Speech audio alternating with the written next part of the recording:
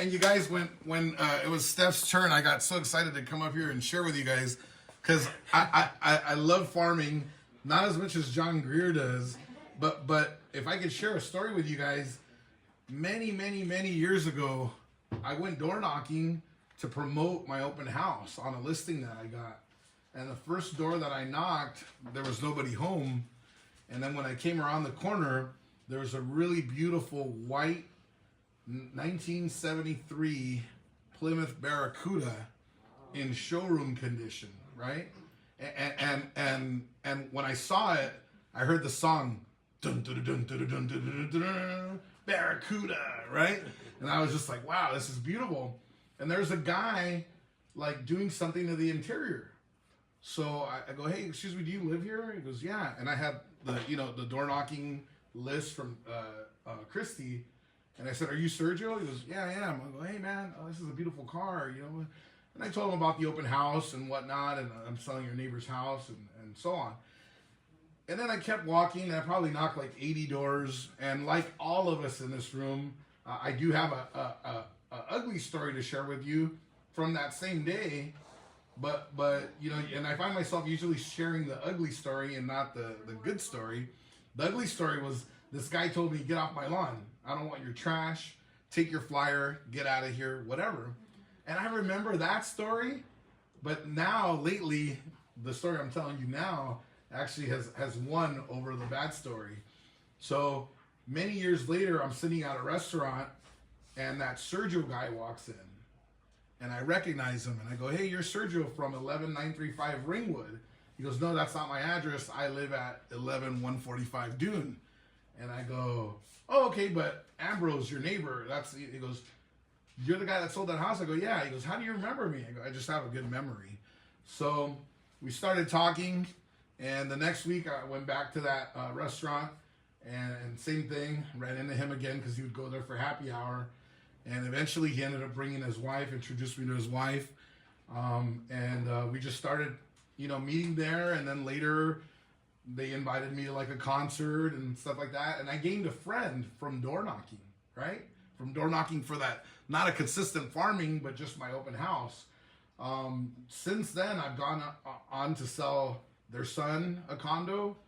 I sold Sergio's brother his house that you once sold.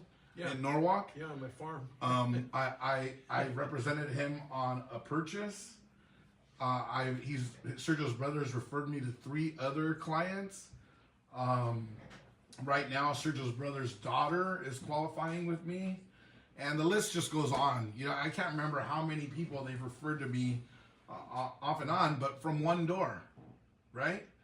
And usually we don't share those stories. We share the nasty story, but luckily, I have that good story to share with you. And as you can see with John, door knocking and farming can be very lucrative, right? If we're consistent at it, in a bad year, it might only give you a handful of homes, but in a good year, it could possibly do your whole year for you, right? So that's why I wanted to talk about that today with you guys. And I think what I wanted to do was first maybe have John give us a few basics. So maybe like, what do you think is a good starting size for a farm? Well, before we go there, yeah, maybe just to get the philosophy behind it. Okay. Bit is, has anybody working with a buyer have a problem where they've gone somewhere else or changed their mind or couldn't qualify or something? Yeah. When I got started, young age, that was all I did was work with buyers. That's all I could do. Have you heard the term buyers are liars? Yeah, and so I felt like I want to get listings where I have a contract with the seller and they can't just go run off somewhere else. And the other one was that I got really sick and tired is for me to say I'm having family over. I've got the barbecue out. I'm going to start cooking. Bit my apron on and my chef's hat and everything. Phone rings. Hey, John, you know that house you showed us last Thursday? This is Sunday afternoon. We want to buy it. Can we put in an offer right now? We're really excited. Yes, you can. I'll meet you at the office or whatever. There goes the apron, the hat, was the worst. You know, I want to be with family and take a day off, and you get a call like that, it's not going to wait. And that's why I was telling Alma, you know, when you get that call, you gotta go. So that's where I started trying to do something more towards gaining listings and having control over my life. Now when that call comes in, hey, John, I've got an offer for you on your listing over there in Norwalk. Okay, awesome. Let me try to get a hold of the seller, and I'll get back to you, and we'll see when we can present it. And then I go right back to turning the steaks and putting the corn on the cob. You know what I'm saying? And it was giving me an opportunity to control my life and to make things a little bit better than chasing buyers around all the time. So I'm not saying you have to chase buyers. It's part of our business, but it's sure a lot nicer working with sellers in the long run because of the control of your time and a contract and things like that. So that philosophy is said. Yeah. Then I started with 500 homes. It was always like, I'm gonna farm if I've got everything else done in the day. So what would happen is maybe it's 3 or 4 in the afternoon and I got everything done and it's like, all right, what am I gonna do now? Oh, I guess I'll go farming. Oh, I don't have anything to pass out or whatever, right? And so I wasn't like committed to it. It's just that I thought that's what I'd like to have happen is, you know. And so even with 500 homes, which is really a minimum, Benny, because the more homes you take on, the more business you're going to get. Like the numbers will tell you, you know, if you make so many calls, you're going to get so many deals. So, and it's manageable. So one of the things is I found out over the years is if you just walk the farm, then you can get through about 100 homes an hour. That's what average person takes to get out there. So if you have 500 homes and you walk 100 a day, then you'd be through your whole farm in a week. The other one that I didn't get was being consistent. So I finally got straightened out, as is in any sales technique, right? If you just do it whenever you feel like it, it's just versus, I was thinking about this, Benny. Has anybody watched this program Gold Rush or watched one time? It's on Discovery Channel. Anyways, it's about miners in the Yukon in Alaska, and they're kind of what they have to go through to the big machines and digging acres and acres of ground out and these giant machines to get the gold out for them. And they set goals for themselves that we're going to get 2,000 ounces of gold this year, you know, which is like, gold is like $1,800 an ounce or something. So it's like $2.5 million they're going to pull out. And it's like, they set this goal and then they do anything and everything in their power to get it. So the weather messes them up or they thought there was gold here, there's not. I'm just amazed at, so they crank up the machine to put more material through. They hire more people to help them get the trucks over to the machine that washes the rocks for them and stuff. Or they extend the season for themselves by starting to freeze up and the ground starts to freeze up and they can't dig it like they used to extend the season out to keep working on it until they get their goal. And you go, wow, you know, that's a commitment. You use that term earlier. Yes. Yeah. It's a commitment. And so for me, today I'm committed. I've been getting late. I do a monthly calendar, and with the rain and then we've had some wind and stuff like that, I asked the print shop to get them out sooner, and I'm going to go today so that I can get started. We're expecting rain, I think, on Friday. So the other one, Benny, is, hey man, all right, so your plan is you're going to go 4 days a week and you're going to talk to so many people, and I have a bad pair of shoes. I wind up with a blister, and now I can't go walking for a week. Yeah, I'm gonna get the best shoes I can, the best socks I can. I want career apparel that's advertising for me. I got a bunch of baseball caps that I'll wear too. You know what I'm saying is nothing's gonna stop me. I'm not gonna let those type of things stop me that I'm in control of. I ran out of something to pass out. I didn't make a big deal out of it earlier. That's a sin. That's a sin to say it's a beautiful day out and I have absolutely nothing to pass out. Whoa, that's your fault. You're in control of that. Come on, man. So there's a lot to farming that it's a total commitment. Waking up in the morning and go, I get to go out and knock on 150 doors today. Yahoo! You know, no. But to trick my mind is I'm going to go do that, and that effort's going to make me $15,000-$20,000 commission in the long run because I know it works, and that's why I get out there and do it. Plus, I can use the exercise. You guys check this out. So John and I didn't consult about this whatsoever, right? But I did some Google searches to see what it takes, right, to be a door-to-door salesperson, not necessarily just farming. But check this out. John just touched on like the first three. The first one was the principle of reciprocity. Reciprocity, and that is having something of value to hand out.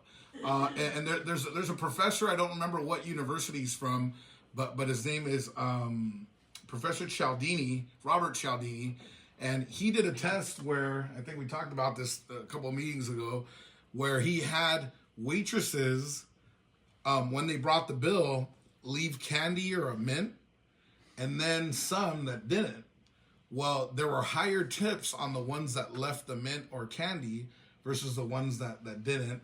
And then they even took it another notch where she puts the bill down, walks away, and goes, oh, here's a few mints for you nice people.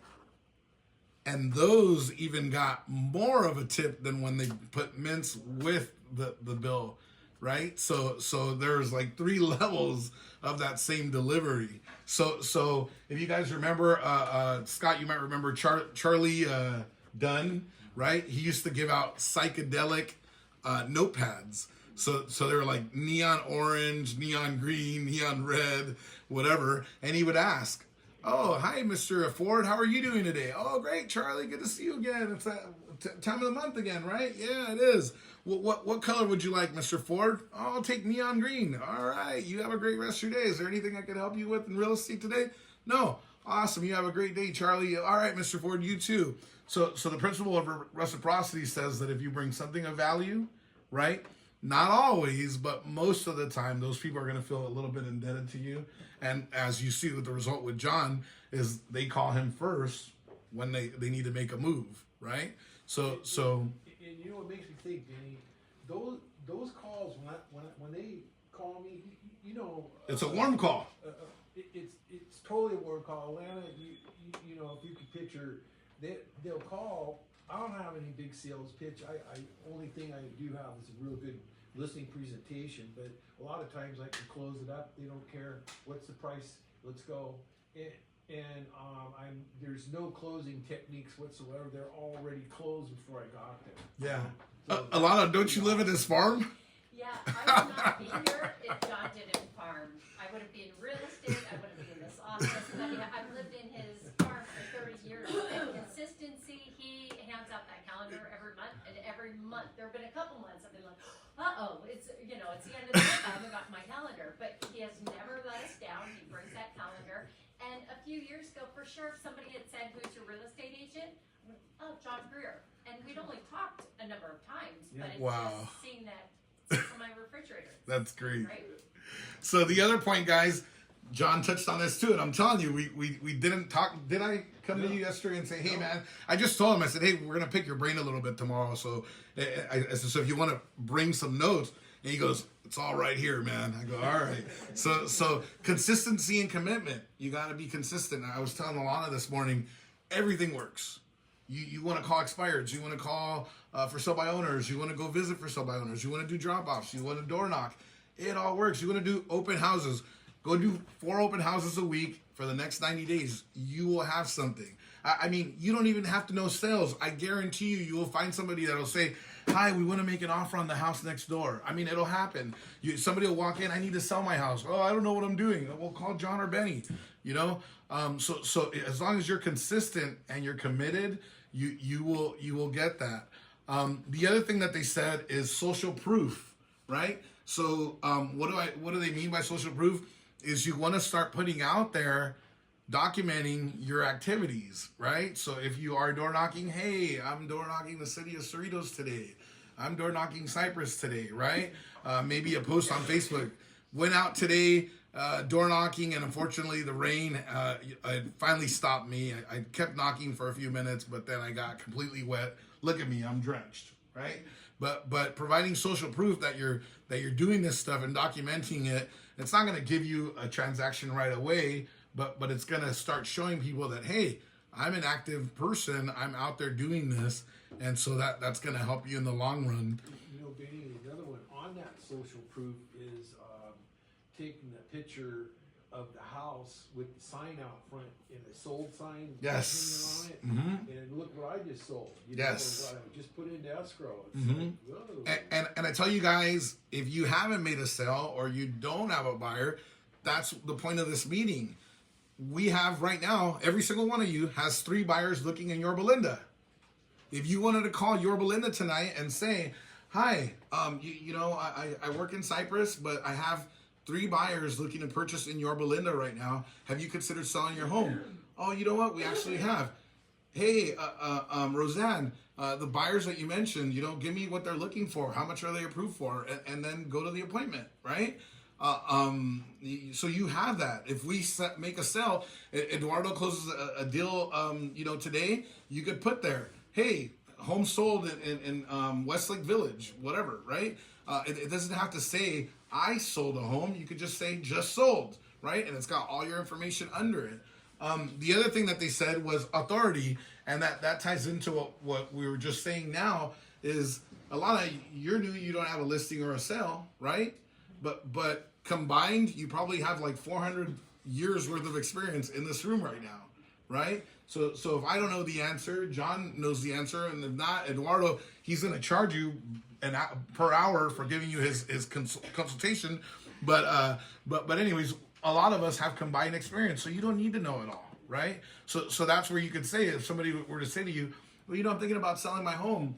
How long have you been in the business? You could say, well, I'm brand new, but I really put a lot of thought and research into this, and I joined Berkshire Hathaway and CYPRESS, and they have senior executives over there that have been in the sales industry for the last 25 years, and believe me, with their knowledge and my drive to make my first sale, I will get your home sold, right? So you don't need to have the experience yourself.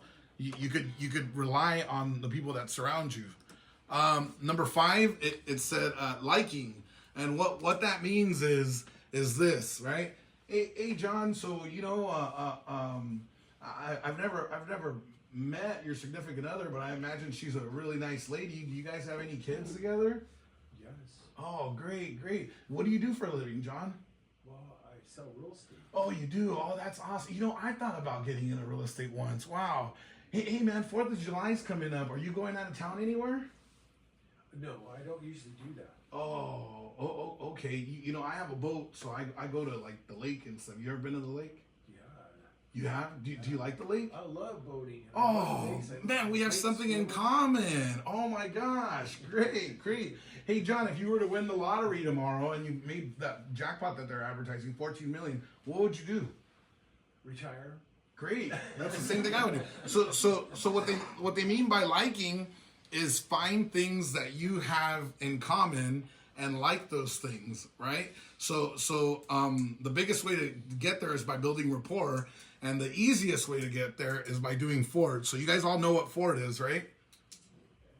not Anthony Ford, but Ford, Family, Occupation, Recreation, Dreams. It's a way of building rapport with somebody. The first time that I learned that, I went to a party and I talked to this lady, and I literally went through Ford, and it was like she couldn't get enough of it. She's like, oh my gosh, you seem so interested in me. Oh my, wow, I'm so, you're a really nice guy.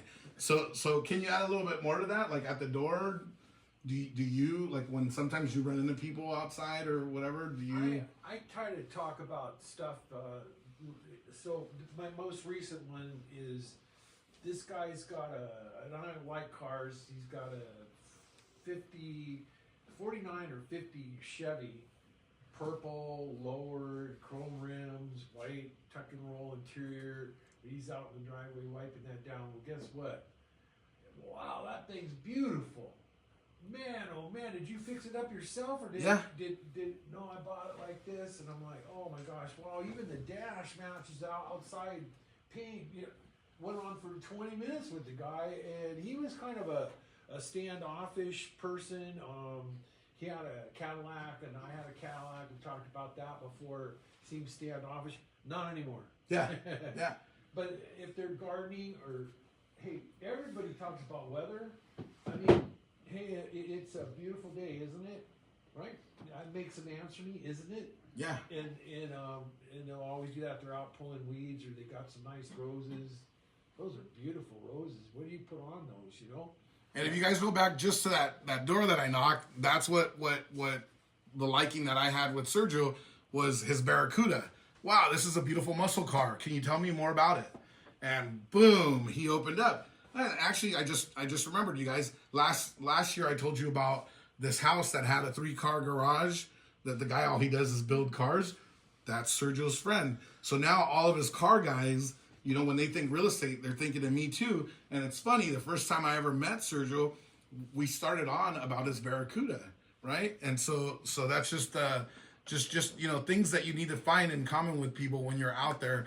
And then the last but not least, what that they said that you should have is an offer, right? And use scarcity. So I'll give you an example. Talk to Joe personally on this one. See if he could maybe do something with you on this one. So this is just something, you might not really use this with a seller, or maybe you can.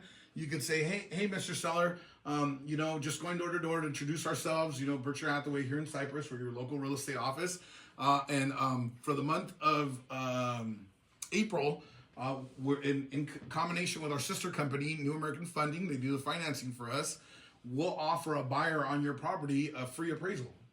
Okay, and that's just a limited time only for the month of April. You have to put your home in escrow before the end of April, and New American Funding will pay up to $500 for that buyer's appraisal. We can advertise that for you for any potential buyers that come to your listing, right?